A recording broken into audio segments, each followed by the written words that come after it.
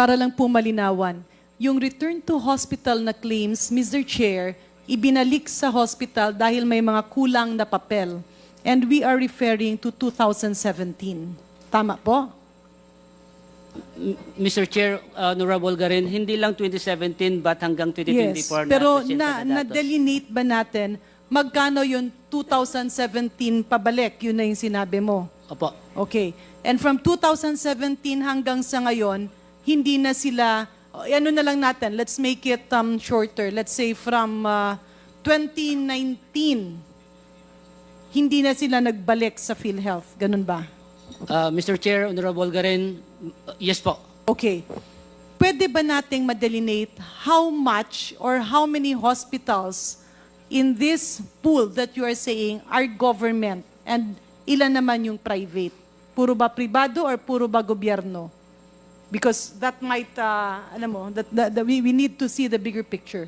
Yes, Mr. Chair, Honorable Garin, we can calculate that one and come up with a report po. At ilan dun yung bukas pa o nagsara na? Yes po.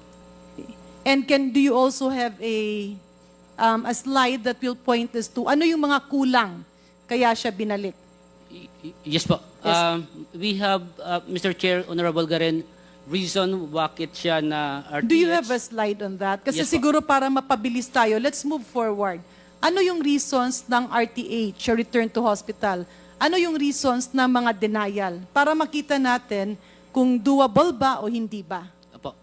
Mayroon If po the tayo. Honorable Luis will be willing, okay, you have the slide now. Mr. Chair, Honorable Garin, this is the top 10 reasons for return to hospital in current year 2024 po. So, other documentary required, may mga documents po na hiningi ang ating claims processor na isupport doon sa mga claims ng ating mga health facilities po. Of course, discrepancies sa ating nakikita po ng processor po natin. Mr. Chair, can Mr. Lim Siaco expand more, define, ano po ang ibig sabihin ng discrepancy para po maintindihan?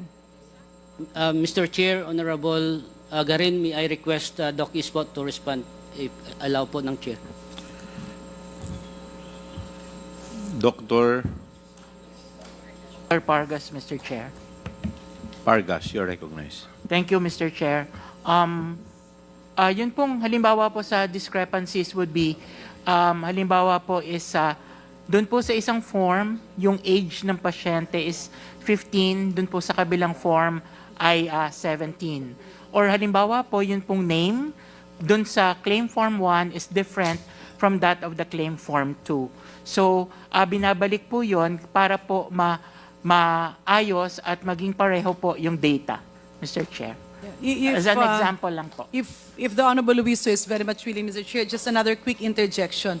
Kasi kung kunyari minor lang, let's say dito sa isang form yung age ganito, dito sa isa yung age ganito, and makikita mo naman sa birth year, if these are really minor discrepancies, kasi minsan yung pasyente, pag tinanong mo, the informant, kunyari yung nanay ang kasama, o ilan yung mga anak mo, 4, anong year ng birthday, minsan birthday, hindi na nila matandaan eh. So these minor errors, maybe if we can be a little bit lenient on this will solve the problem. Kasi syempre ibabalik mo, kailangan yung hospital, baka hindi na matrace yung patient. We need to quantify. I am more concerned on the denied claims. Kasi pag denied claims, ang ibig sabihin nito is the possibility of fraud. Tama ba? Mr. Chair, that's one of the reasons po for the denial of claims. Sa denied claims, yung how many percent yung fraud?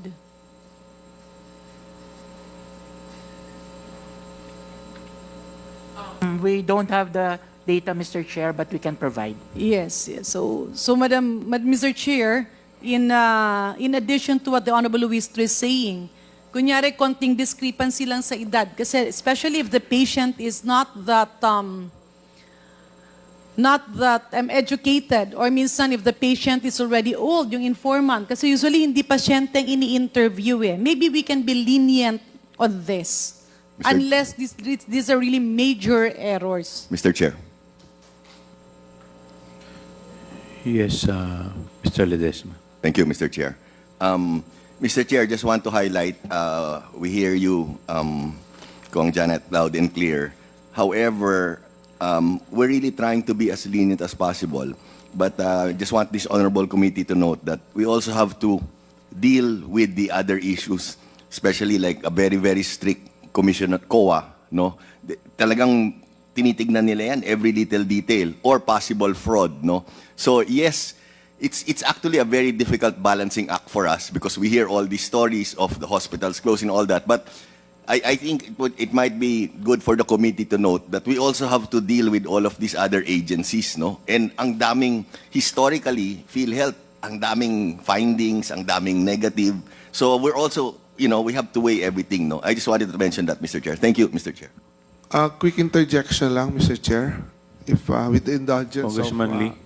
Well, for the information lang of the committee, Mr. Chair, I have filed the House bill giving amnesty to all this return to hospital, yung mga especially yung nabanggit ni Congressman maliliit, no? That's why itong House bill sana Congresswoman Green would pave the way, no? Kasi hindi lang po itong mga return to hospital, pati po yung mga denied claims because of late submission, no? I think meron din pong mga denied claim, and gusto ko nga itanong later on kung magkano ba to, no, yung mga denied claims because of late submissions of documents, no? Kasi within 60 days daw kailangan i-claim, no? And useless po itong pinag-uusapang benefits lahat kung itong mga hospitals na to ay lahat po, no, ayaw po serve sa mga PhilHealth members, no? So, yun lang po, Mr. Chair, no? I just would like to